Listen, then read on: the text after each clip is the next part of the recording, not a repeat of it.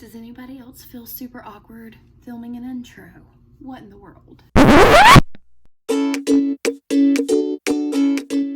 Hey guys, and welcome to my channel. I'm Savannah and this is Grits and Gratitude. Today I decided to bring you along with me while I was cooking dinner, and I made a pretty easy pasta dinner that ended up being really good. So if you'd like to stick around and see what that's all about, stay tuned. Okay, first things first, here are the ingredients I used to prepare my entire dinner, minus a couple of things. I have some vegetables that I'm going to chop. I have some extra virgin olive oil, some tomato products, some pre-made pasta sauce, some pasta, various seasonings, and then some ground Italian sausage.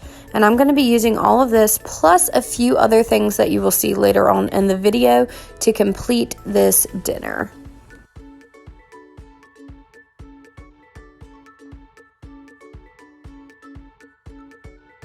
The first thing I'm going to do is I'm just going to go ahead and slice up this zucchini because this is going to be our side item with dinner tonight. So I just cut off the ends, split the zucchini vertically, and then slice that up.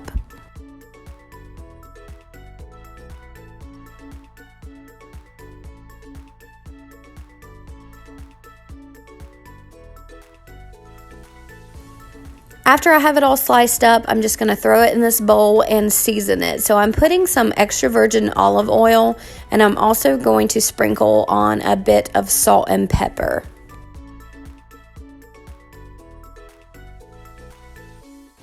And here I have some fresh rosemary that I got from my mother's garden. So I am just taking that off the stem, and then I'm just going to chop that up and add it to the zucchini. If you have never used fresh rosemary in seasoning your vegetables, you are totally missing out because it is so good. It's one of our favorites. And now I'm just mincing up some fresh garlic to add to the zucchini as well. I find that adding fresh garlic to any dish really enhances the flavor, and it's a really cheap way to add flavorings to your food. And then the last thing I'm going to put on the zucchini is just a little bit of dried thyme because I didn't have any fresh, and I'm just going to mix that up and set it aside. Now I'm going to get back to chopping up some vegetables. Here I have a green bell pepper, and I find that the easiest way to cut this up is to remove both ends, split the side, and take out the ribs and seeds. I find that when I do not remove the ribs, I get a more bitter taste from the pepper, but when you remove those, that really gets rid of all the bitterness. And then I'm just going to slice this, twist it the other way, and dice it. So I have a small dice to go into my pasta sauce. And now I'm going to dice an onion using the sunburst method, or what I learned as the sunburst method. So you just cut off the ends and split it in half. Remove the outer piece of the onion that kind of feels like paper. And again, you just go through and slice it, twist it the opposite direction, and slice again, and you end up with a perfect small dice every time.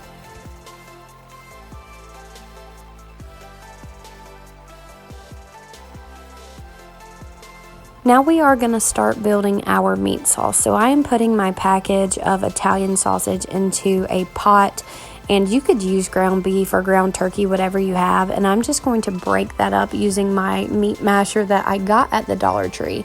If you do not have one of those, you really need one. They do a much better job of breaking up meat than just a regular spatula or a spoon.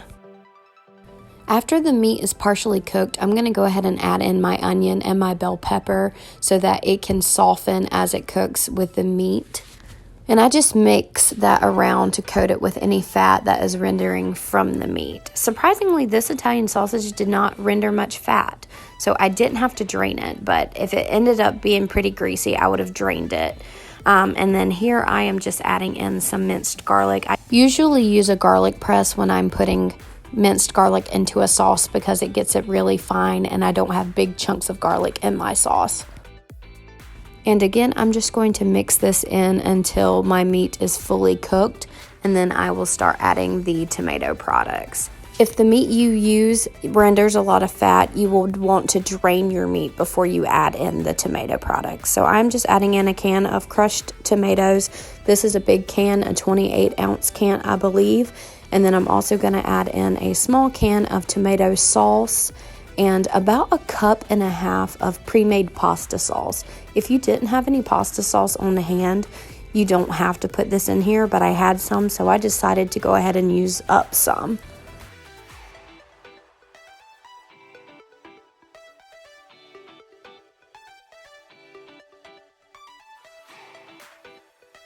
Now I'm just going to mix this up, and then I'm going to start adding in some seasonings. So I'm going to put some salt and a little bit of fennel seed. I don't go crazy on the fennel seed because it can be a strong flavor.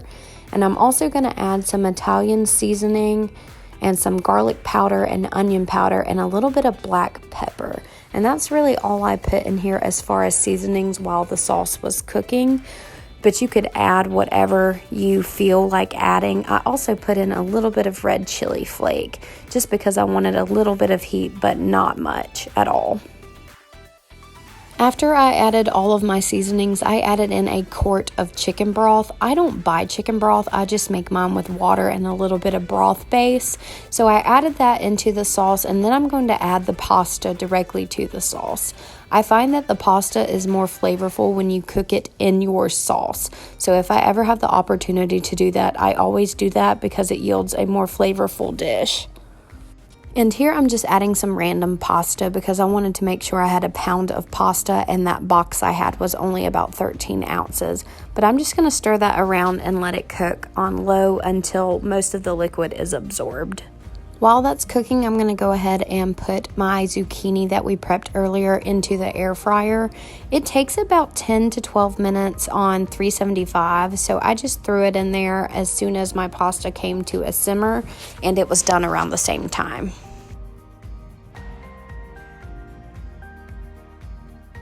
And while that's cooking, I'm going to go ahead and shred up my cheese. This is just a roasted garlic tomato basil cheese that I found at Aldi. I ended up shredding up about 3/4 of this block and used it in the pasta.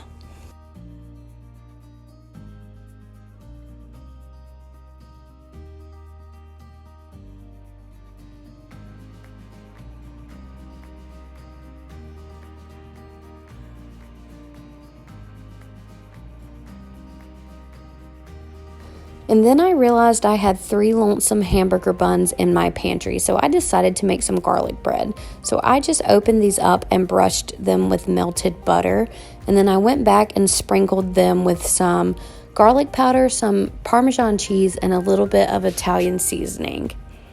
To be so simple, this garlic bread really did turn out really good. I would probably buy hamburger buns just to make this again because it was surprisingly delicious for it to be just thrown together last minute with random things that I had on hand in my pantry.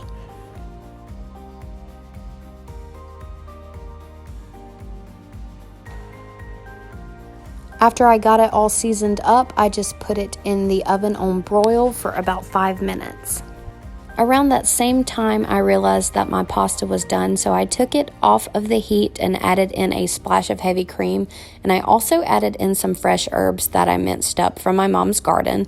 It was just some oregano, parsley, and basil, and then I'm adding in my shredded cheese and a little bit of Parmesan cheese because I just had a little left in the canister, and I mixed that together and our pasta was done. And this is what it looked like when I got all the cheese and everything mixed in and incorporated. And let me tell you guys, this stuff smelled amazing. I was so ready to dig in. And here is our meal plated up. We had 2 servings of zucchini, I had the garlic bread and some pasta, and I had a lot of leftover pasta. So I had plenty of pasta to eat for lunch for the rest of the week and even for another dinner. So if you are looking for an easy recipe that yields a lot of servings, I would definitely give this recipe a try. It was definitely a crowd pleaser in my house, and we really enjoyed it and would definitely make it again. Okay guys, that is all I have for you today. If you make this recipe, comment down below and let me know how you like it. Like, I thought it was super good. My husband liked it. I'm really pumped for lunch tomorrow because I'm gonna eat this until it's gone. But it was super quick, super easy. Took me maybe 30 minutes to throw everything together. So I think it's a perfect idea for a busy mom, a weeknight, anything like that. And like I said, it creates a massive amount. So you have plenty of leftovers, or if you have a large family, you have plenty for everybody to eat. But I hope this video gave you some good inspiration for dinner, maybe an idea or so that you can just throw together with random things you have in your pantry. And as always, I thank you for watching, and please be sure to like and subscribe if you'd like to see more videos like this one. Bye!